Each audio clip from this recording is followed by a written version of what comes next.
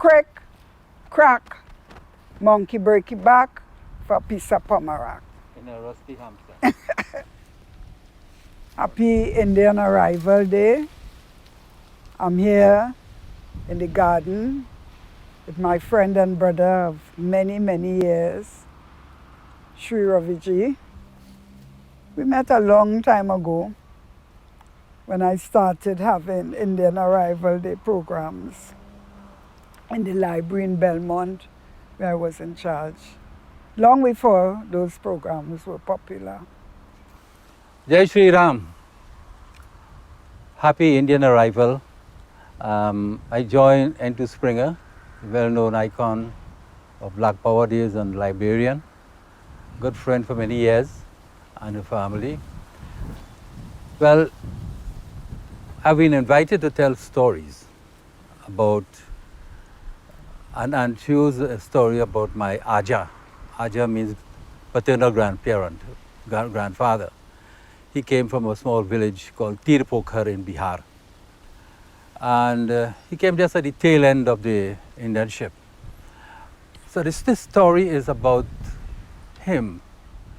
You see, at first, when I was born, we lived in the forest areas in Dormills Road, in the Montserrat ward, surrounded by cocoa and mapipi and pomiwan and things like that. And after that, we came out into the village, Kaparo village to live. Kaparo, well known for its flood. Well, there they had bought a piece of land, and as we settled there, we used to go to the Siratan shop to buy our goods, or we used to call it a comfort trust. Because in village life those days, we did not have salaries at the end of the month or at the end of the week. Money came in after crop. So the shopkeepers had an arrangement with the villagers that when crop time comes and money comes in, then they will pay. So the shopkeepers were very valuable people for our survival. So when on Saturdays, because Saturdays we used to go to shop, because Sri Ratan Dada was working on the road also, but he used to do that in the morning, so we couldn't go to shop. So a lot of people come to shop in the evening time. So a lot of people, when they come and I used to see people buying and we buying, but when everybody was going home, they were carrying away so much. And my mother was carrying away just a little bit. So I used to feel very, very poor. I used to feel ashamed. Well, it took some years for me to understand and interpret what was going on, because I never had to feel shame anymore. And that's what I'm trying to do today. You see, on the land we bought by Kaparo on the main road, my Aaja and father, we guys got a piece of land, and it was a very hard time because it was just around the 50s, the early 50s, just after World War. Actually, I could remember going to the shop and holding a ration card. Although I was a little boy, I don't know how I could still remember that, to get rice. So what my Aaja started to do first in the land, he started to build a drain right around the edge of the land, because the plot anyway, it was kind of rectangular. So he started to build a drain around the land there. He used to have his head tied like this, always with a pagri. And he will do that, and he will stay in the sun, and he would work. So that was my Aaja, Jagdev Maharaj. So after he dug the drain right around, he also dug drain across, so the water would seep all over. And on the side of the land, well, we never had fence in the countryside, but what he used to do around there, he would go and cut bamboo, and take the bamboo and cut it in pieces and chuck it all around the whole plot. So that has become like a jhaki. Jhaki means that he will go and plant vegetables that are on vine. So bodhi, same, chakareli, I remember used to be there. And we used to also have some of that for machan. Machan was like a table made with jambra, these brambles on top, and the vines would come up and spread off. And same especially like that. So all around the house now, it formed a kind of fence of vegetables, vine vegetables. On the land now, he would plant all kind of things. We had a 2 or 3 patch of kela means fig, bananas. Then we have a place where we used to plant tomatoes and baigan and a set of vegetables that you will plant. So we had a set of vegetables all over the place like that. And we also had some big trees, mango trees, we had katahar, we had châtaigne, we had a breadfruit tree, and that breadfruit tree, so plenty of people used to have from that.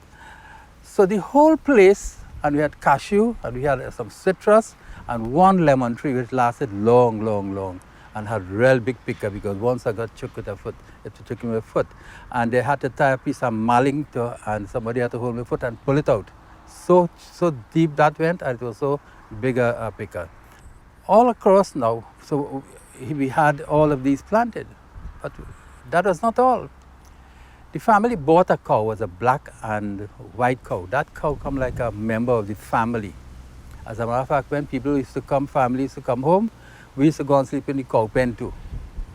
And I mean, the sleep at the cow in the cow pen was, you know, like you grow up like a big man first. You just get a chance to sleep outside. And the cow pen, what they did also, they it made it in a slope way. So when the cow urine, it is to go and gather in a little drain and go in a hole which is made a little concrete thing. So that the cow urine is to be there.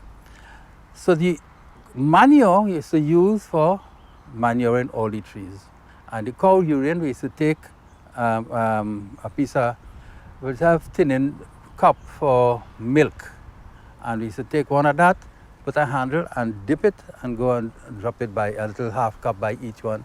So we didn't have to buy any kind of chemicals and all of that kind of things. So when they buy the cow, I remember that Pa said, this cow, Beatrice, that is the name it came with, from whoever he bought it, it is only for the education of the children. I remember that. So they will get milk, all the children will, of course, we used to drink. And one of my brothers, say, he used to go and drink from the cow, the milk, the udder itself. And he was a very wicked little boy, say. And out of the milk, we used to make dahi and sell, yogurt today. We used to make ghee, which is cattle butter, which was very expensive. We used to use that for daily puja. We used to use that to eat. When they go, they just take a little bit. It tastes lovely. And sometimes when they make it parsad, they'll make parsad with that. So now the house really had a range of things. The land, it had the drains, it had the cow, it had the cow pen kind of structure with all those kind of things. It had garden. And what happened with these 5-6 things, we really didn't need to buy anything, you know, because we had all the takari right there. And from the coconut tree, my grandmother, my Aaja, she used to make oil, nariyal ke tel, coconut oil. And that now, well, she had a thing. She had to make my hair oily before I go to school. And she would rub my hand and all of that. As a matter of fact, that same thing used to go in as soon as a child born. The little babies, they will take that coconut oil and massage the child once per day, every day, on the lap here. Actually, I learned how to do it because I come from a family. I'm the eldest of 13 children. So I could also do that with my brothers and sisters too. And hold the hand and put like that in the hand and give it a tip. So the whole body is a jerk. And the baby will either cry or laugh, depending on the mood of the baby that day. So what was happening there then? We got from the money that we sold from the cow, that is to see about our schooling and buying books and uniform and those kind of things. And even sometimes children in the neighborhood, their family short up of money for fees. Well, Ma used to give there. When we need, we used to get from the neighbors. Because we had 4 or 5 houses together, we all lived like one family. So my Aaja, he really, I realized long time, he had developed a home economic, a strategy for us to be self-reliant. So my Aaja was a person like that. And from him, I learned so many things. Sometimes people say I am bullheaded. When I get to something in my mind, I do it. And I could trace that back to something that same Aaja did. One day, when he got very old, and I grew up a little bit, he had a 4-foot grass, a clump in the yard. He used to go and clean the yard with a little toko. Toko is you cut a old cutlass, you keep the handle and you cut it in half and you sharpen this side, and he used to go and chook the whole day and make it the yard clean, as smooth as your face. Better than if you do it with a hoe. So he bounced that and he didn't have the strength to do it. So he called me, Abin, here. Aaja called me. My nickname was Robin, so he couldn't say Robin, he said Abin or Abin. So I come, so खींच कर निकाल दो बेटा, go and hold that grass and take it out. So I went and hold and pull and I couldn't pull it out. When he see me getting tired, he said, no, shabash, karo. And again he'll give it. And I couldn't do it. When I give up, he put in his hand and he come out with a farthing. I don't think he know about farthing. That was farthing, 2 farthing made 1 cent. In those days, farthing was something that was big. Later I learned to say if somebody give you a farthing, you're vexed at all, or you're given nothing. But farthing was a big thing for me, but it was bigger than that, because I could remember I felt inspired, and I gone and I hold this thing and I pull it out. When I pull, I fall down flat on the bottom and I feel the pain, but I feel like a giant. And that day, many times when I'm doing some big projects and I feel it's not going, I remember my Aaja, Kicho beta, Kicho, pull it, and that farthing.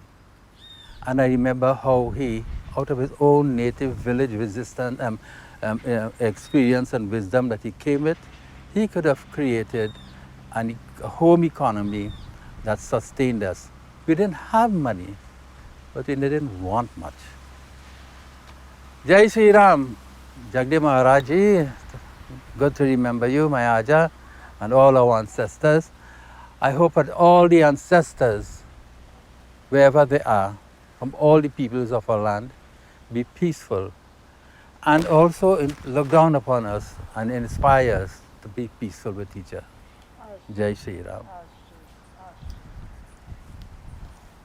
Raviji, there are so many similarities in our traditions. I grew up in Santa Cruz. Coconut oil was part of our tradition.